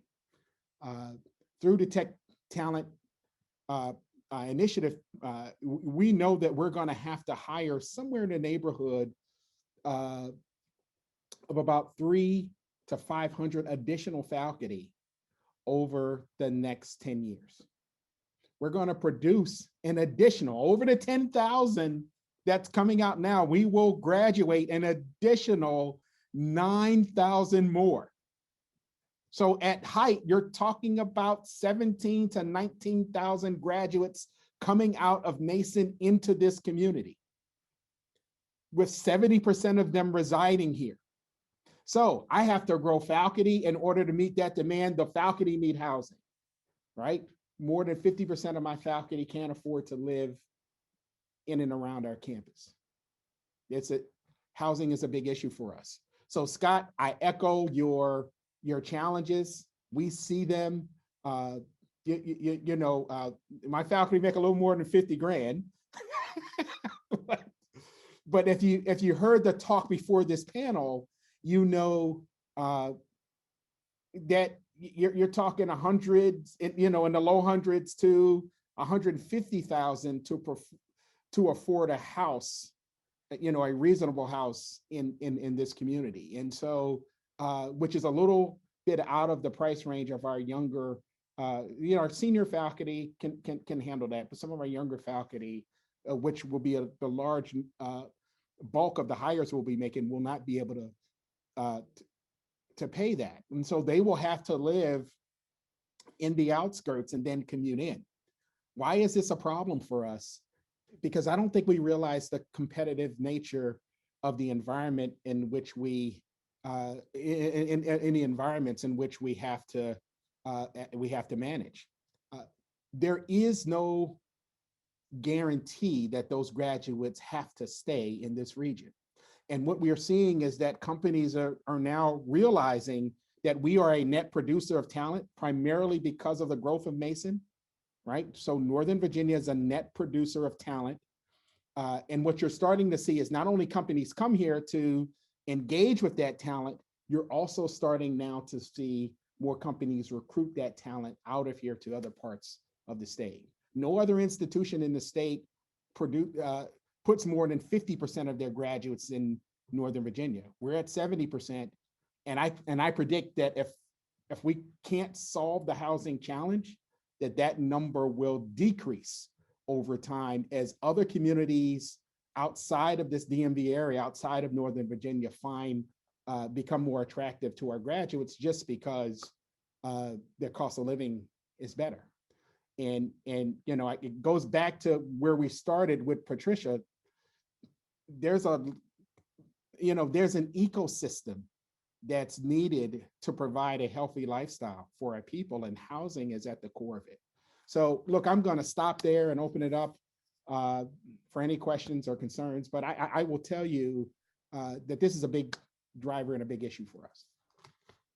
Thank you, Dr. Washington. You definitely provided even more enlightening comments there. And I already see lots of questions coming in from our audience, so keep them coming. I am going to start out with one question that we had, and really just to sort of start to think holistically about this. And I'm just going to pose questions to all of you. Feel free to jump in. As we reflect over the past year, we all know there have been so many powerful disruptors out there in terms of how we do business and live our lives. As you think about the future, hopefully with the pandemic behind us soon, what does it look like from your seat in the theater, and what changes must occur among our collective professions to get the types of housing in place that you've talked about? Well, look, I will tell you that for our graduates, and what we're seeing now is that the pandemic is actually making it much more flexible for you to be anywhere you want and work other places. Large number of our students are getting jobs where there's no residency requirement in the cities where the jobs exist, all right? Or when there is a residency requirement, it's sporadic. It's 1 week a month, it's a couple of times a week. And so what that means is that they have greater freedom and flexibility on where they can live. And to me, that's going to cause a shift in how, in terms of where people choose to take jobs and where they choose to reside after taking them, right? In one sense, if they take a job in Northern Virginia and then decide that they're going to live in Southwestern Virginia, it's a great thing for Virginia, right? If they take a job in Northern Virginia and decide they're going to live in West Virginia, not so good, right? West Virginia, many places in West Virginia are actually closer, and the cost of living is comparable to what we see in Southwest Virginia. So I don't know where the mechanisms are going to fall out, but my crystal ball says that flexibility is going to be the mantra going forward. We can't have what just happened to us and have an outcome where we go back to what we were pre-pandemic. Some things will look the same, but the change is going to be noticeable and dramatic. And I think we're going to be able to see it in the workforce significantly. Dr. Washington, I think you just, we're barking up Victor's tree. Victor, I saw you nodding your head. What do you think? Well, it's interesting. There's so much in flux right now. We primarily work with office tenants. Part of that's because of the price of land in our jurisdiction, but also because of the evolution of actually the entire Northern Virginia economy. If you were here in the 1940s and 1950s, we were probably more on the side of manufacturing, some form of production, defense related. Our government workers in Northern Virginia have shrunk from 30+% down to around 15%. So we're really a service economy. So that's where our head is every day. We're dealing with that, and of course on the talent question. But the reason I'm bringing that up is that we have been hearing from our tenants and our property owners, and we've been hearing, and we've actually been reviewing a lot of studies, and we do have a market intelligence unit. But as best we can see, there's probably going to be a shift in how people actually experience work. One of the key things is the change in telecommuting. There are estimates that telework will go from 10% to 20%. Some people were saying, 80, 90%. Well, that's unrealistic, probably not going to happen. You lose your culture. If you're a young worker, how are you going to get promoted if you never meet anybody in the office? I mean, it really doesn't really work for younger workers. Probably for the older workers, probably works better. They're already in a position that they want. They probably live a little further out. They don't want to take that long commute. So you have this kind of doubling of this telework, this 100% telework. And we're technology workers, so that's probably more evident in our field anyway. But then there's probably a 40% that will be in the office all the time, and another 40% that will be hybrid. So you got this 20-40-40, setup that they're saying right now is going to happen. I got to be honest with you, I do not know how you maintain your culture without meeting your people. I don't know how you collaborate. There's been a drop in collaboration. And that affects productivity. And there's now a drop in productivity from people working at home. Part of the reason is because they don't have the appropriate setup. Part of the reason is because you have to schedule everything. There's no random running into you by the water fountain. If you look at companies like Google, listen to this. About 20 years ago, Google had, I'm not going to say the consulting firm, had a top consulting firm analyze the patterns and production of creativity and innovation in their office. And what they did was they concluded that they needed the maximum amount of collisions between diverse disciplines in order to get the greatest innovation. That was like groundbreaking, and that's how they've operated, which means that a designer of a circuit may be sitting right next to a graphic artist. And that's so that they can have these collisions. Well, you can't do that on Zoom. You can't do that on this medium. And also this medium is very exhausting. Say all you want about how great it is exhausting. I don't know anyone who is in leadership right now that does less than 5 Zoom meetings a day. And people like Dr. Washington and Dr. Bray and Patricia probably do, 10 a day.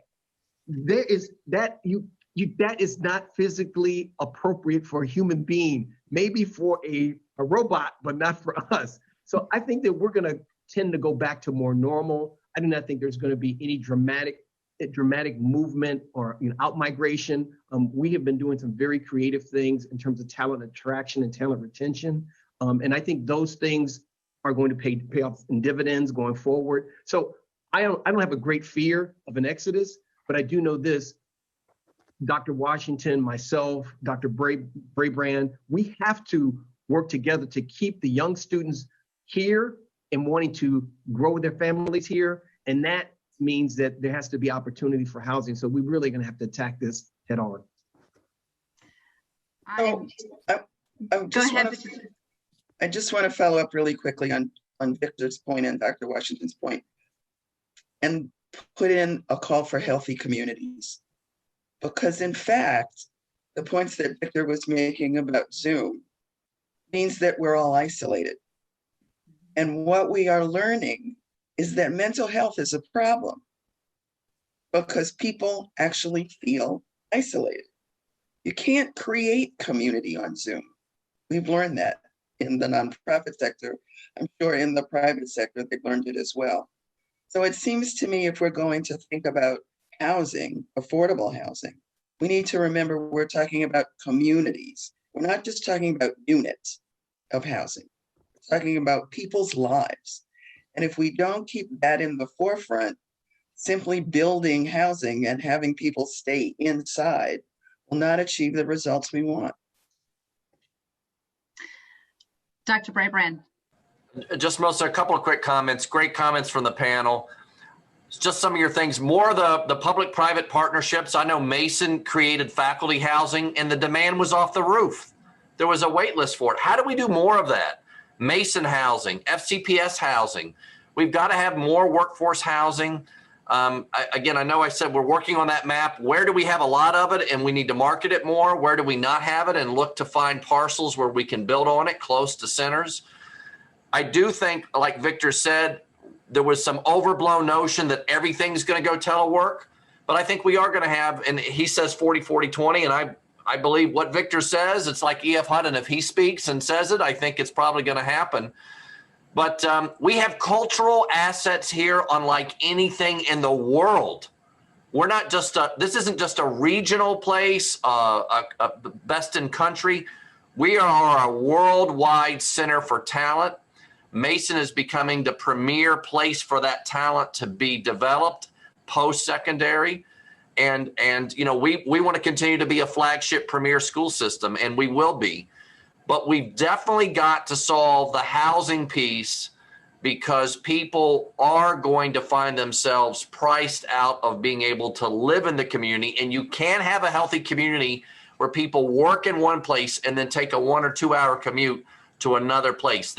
You're building a community out there, but you're not building the community here. And that's what we've got to do. I think the ZMOD work will help. I think more public-private partnerships. And I think we also have to redesign what we're talking about when we say what housing is. And I think we're starting to do that in Fairfax County more. We've redesigned what schools look like. Schools may not be the traditional school. It might be in an office building like Bailey's Upper is. How do we redesign our housing to be close to everything? And Victor, I think you can sell now. I saw on the post that our transportation issues, we're not the most congested area anymore. We've had the biggest change of any city in the country. We need to market that, and there may be some flexibility. But one thing I know is we've got to figure out housing now, because to get that in play, it's going to take a couple of years to get those units online. We have no time to wait. This symposium is appropriate and timely, and I'm excited to continue to partner with all the folks here to see how we can advance housing like we've advanced a lot of other things, including economic development here in Fairfax. Can I say one other thing to this? Of course. We don't know exactly what the change will be, but I have been humbled when I try to bank on the fact that change won't happen, right? The amount of remarkable change that we have dealt with as a society has been mind-blowing. We don't always see it because we're experiencing it, but things are happening at a rapid pace. Look, it took Amazon 25 years to get to 500,000 employees, and it added 500,000 employees in the last 2 years, okay? And they're not done, okay? It took 20 years for e-commerce to get to 18% of total retail. And then it went from 18% to 28% in 8 weeks. And I don't believe a lot of that is going to go away. Some of it, but not a lot. Online groceries saw 6 years of acceleration in 8 weeks, right? And working from home has seen 10 years of acceleration in just 2 weeks. I don't think all of that is going away. And so, yes, we will have some coming back because we do need community. This thing is not going to look like it did pre-pandemic. It can't. The cat is out of the bag. And let me give you one data point from my students. So I have students now that are simultaneously demanding that that they have more meetings and engagements in person, and they need that for, as Patricia said, for the mental health piece. We want to have that, but they're also asking that they also have the flexibility to take the same class online when they need to, right? And so I think this flexibility piece is real. I can't tell you what the limit is and where we're gonna be, but I can tell you it's going to be different. And so we got to start preparing for that differentness. It's coming. And we got to also understand that the youth we're dealing with today, they're much more comfortable in virtual environments than we are. You dated yourself, Scott, when you said E.F. Hutton. These youth don't know who E.F. Hutton was. E.F. Hutton has been bought by Smith Barney, and that was bought by Citigroup. I mean, Greg, you're getting me, man. You're right. You're right. Who is E.F. Hutton? I love it. Oh my gosh. You guys are generating so many questions, and I know we're not going to have time to get to them all. So I'm going to try to synthesize a bunch of them into one question that I'm going to ask each of you to answer. We obviously have an amazing group in the audience today. I'd like to thank those of you that are here. I've scrolled through. I see a lot of names I recognize, a lot of them I don't. And what intrigues me is the people that I don't recognize and all the people that aren't here today. So if you could engage someone who didn't really understand the issue overall or from your seat in the theater, how would you engage them and what would you tell them?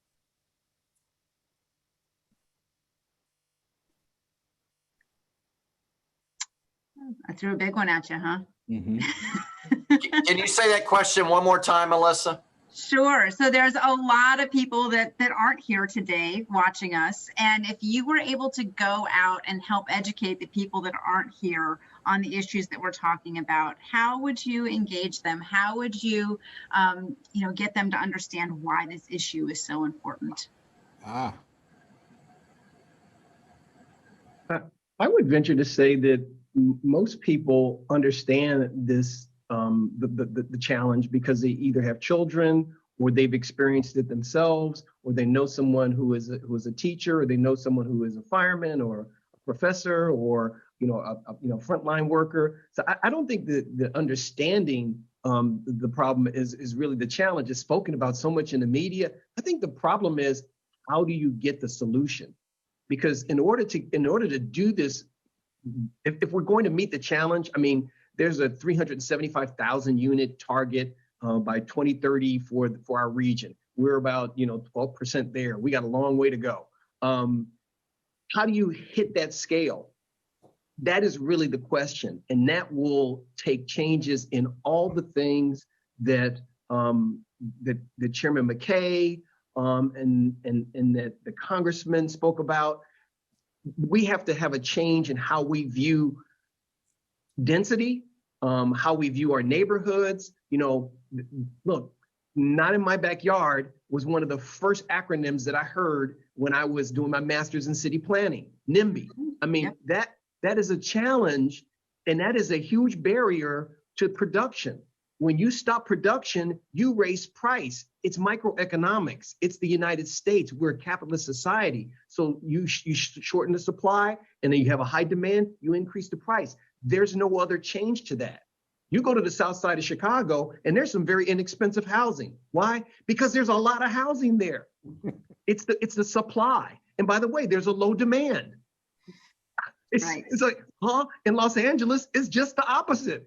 You keep 800 square foot house, 800 square foot house will cost you $800,000 in LA County. That's a supply and demand issue. So we really need to get past the how do you do this is you allow it to scale. You allow the density, you come up with innovative, creativity. There's $7.5 billion coming from the private sector now into this arena. How do we use that? How do you take these institutions, these GSEs, Fannie Mae, Freddie Mac? How do you use the 4%, 9% tax credits and scale production? That's the solution. That's the thing they need to understand. And that's the thing that's hard to deal with, because you know what?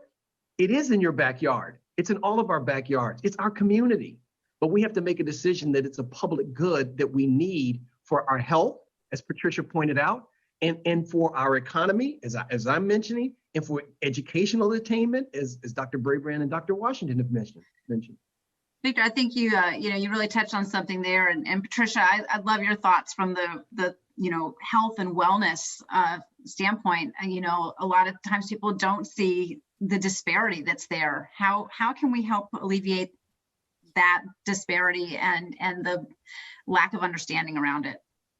With regard to the lack of understanding, I think what Victor says is true. A lot of people do understand it, and the need is for solutions. But I've run across a lot of people who think about it anecdotally.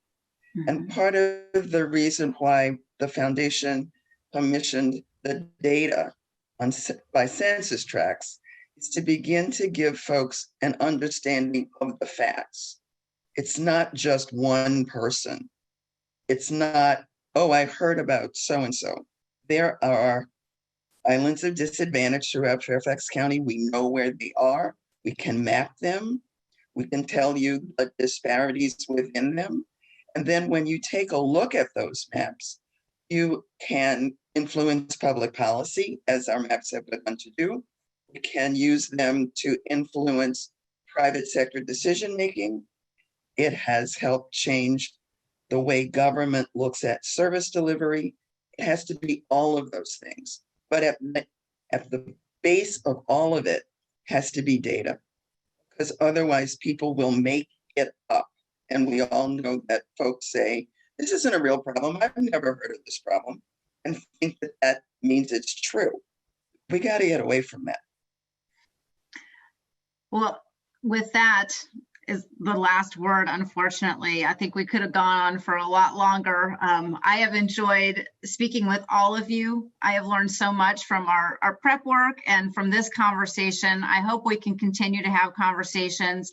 There are lots of questions that I'm going to keep in my pocket that we can hopefully follow up with you on individually. Appreciate you being here. And with that, I am going to turn it over to our Master of Ceremonies, Ben. Thank you very much, Chair Mckenna, and thank you to all of our presenters and panelists who joined us this morning, and especially for our audience who contributed some wonderful questions to our discussion. If we were unable to get to your question, please feel free to email them to us at rha@fairfaxcounty.gov.